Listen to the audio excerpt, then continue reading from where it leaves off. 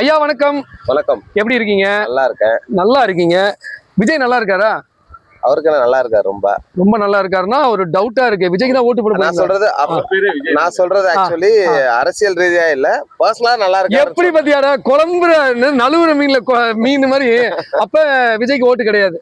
விஜய் கண்டிப்பா ஓட்டு இருக்கு சார். இந்த வாட்டி நீங்க ஓட்டு போட போறீங்க? 100% போடுவோம். ஏங்க திமுக அதிமுக நம்ம வீட்டுல எல்லாரும் இருப்பாங்க, அதை தாண்டி எப்படி உங்களை ஓட்டு போட விடுவாங்க சார்? ஒரு மாற்றத்துக்காக தானே சார் இந்த வாட்டி எதிர்பார்க்கிறோம் எல்லாருமே. அப்படி என்னங்க மாற்றம் வந்துடும் நீங்க நினைக்கிறீங்க விஜய் வந்துட்டா? என்ன மாற்றம் அப்படின்னா, இப்ப நம்ம சினிமா ரீதியா நம்ம பார்க்க வேண்டாம், அரசியல் ரீதியா வந்து பாத்தீங்கன்னா ஒரு வாய்ப்பு கொடுக்கலாம். என்னன்னா இப்போ நடிகர்கள் எல்லாருமே அரசியலுக்கு வந்திருக்காங்க அப்படின்ற ஒரு கான்செப்ட் இருக்கு இல்லையா? லைக் எம்ஜிஆரா இருக்கட்டும், ஜெயலலிதா அம்மாவா இருக்கட்டும், எல்லாருமே நல்லதான் பண்ணிருக்காங்க, யாரும் கெட்டது பண்ணல. அப்படின்னும் போது விஜய்க்கு ஒரு வாய்ப்பு கொடுப்போம். சரி, நம்ம ஒரு வாய்ப்பு கொடுப்போம்னா அப்படி வாய்ப்பு கொடுக்குற அளவுக்கு விஜய் என்ன செஞ்சாரு? எப்படி உங்களுக்கு அந்த தன்னம்பிக்கை வந்தது? சார் விஜய் என்ன செஞ்சாரு அப்படின்னா, நான் படத்தை வச்சு நான் சொல்ல சார், நான் அவருக்கு ஒரு ஃபேன் தான். நான் ஃபேன் வச்சு நான் சொல்லல. நீங்க எப்படிங்க விஜய் நம்புனீங்க? விஜய் எப்படி நம்பணும் அப்படின்னு சொல்றீங்க அப்படின்னா, நார்மலா அவர் செய்யற விஷயங்கள் நிறைய விஷயங்கள் வந்து நல்லது பண்ணிருக்காரு. அது எதுவும் வந்து அந்த அளவுக்கு பப்ளிசிட்டி ஆகல வெளியே. சோ இதெல்லாமே வந்து ஒன் பை ஒன்னா அதுக்கப்புறம் தான் தெரிய வருது. அவர் இதை பப்ளிசிட்டி பண்ணணும்னு நினைச்சிருந்தா ஸ்டார்டிங்ல இருந்து சும்மா இல்ல விஜய். அவர் அந்த காலத்துல இருந்து சமூக பணிகள் இருக்கு. இப்ப நான் ஒரு கேவலமான கேள்வியே கேட்கிறேன்னு நினைச்சீங்க பரவாயில்ல, நான் நிருபர்னால கேட்டுதான் ஆகணும்.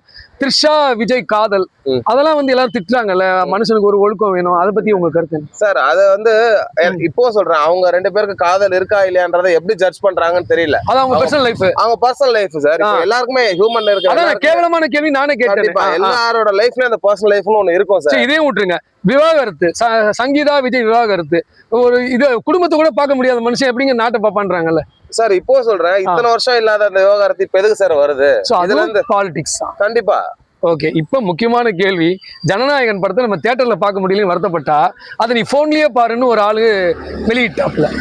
அது வெளியிட்டது விஜய் தான் சொல்றாங்க, ஒத்துக்கிறீங்களா?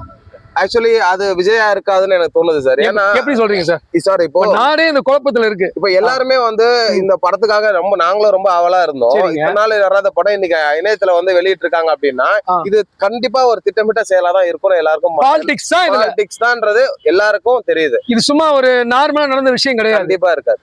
சரி, விஜய் பண்ணிருப்பான்றாங்களா, அதுக்கு என்ன லாஜிக் இருக்கும்னு நினைக்கிறேன்? அவர் ஏன் சார் வந்து இந்த மாதிரி வந்து அவர் படத்தை ரிலீஸ் பண்ணணும்? அவனே ஒருத்தர் தன்னே வந்து கண்ணை குத்திப்பானா, என்னால நம்ப முடியல. எனக்கும் புரியல. அதை ஏத்துக்கவே முடியல உங்களால. சார் யாராலையும் ஏத்துக்க முடியாது. சோ மேபி அந்தந்த பார்ட்டி இருக்கிறவங்க வேணா ஆதரிக்கலாமே தவிர்த்து காமன் மேனா இருக்கிற எங்களுக்கு அது நம்பிக்கை இல்லை.